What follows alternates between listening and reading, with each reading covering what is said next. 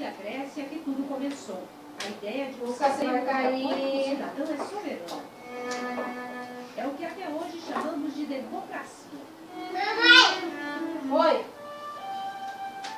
Nossa, precisa me bater? Vem aqui. Vai lá, papai, limpar seu nariz. Em que o poder é exercido por representantes eleitos. Vai limpar o nariz.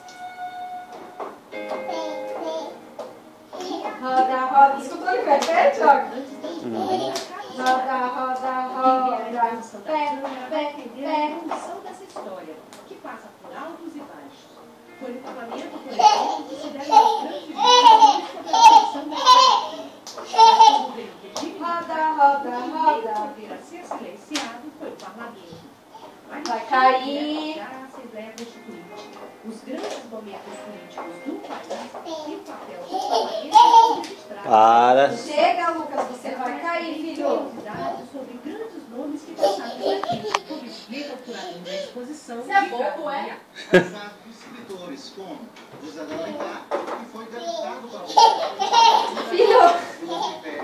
Nós temos também a figura do Gilberto Freire, bem como o Jorge Pedro Américo, que foi presidente em 1990. Pé. Opa! A exposição explica termos bem próximos do legislativo e abre espaço importante para o papel da mulher no parlamento. Vai, roda mais. Democracia.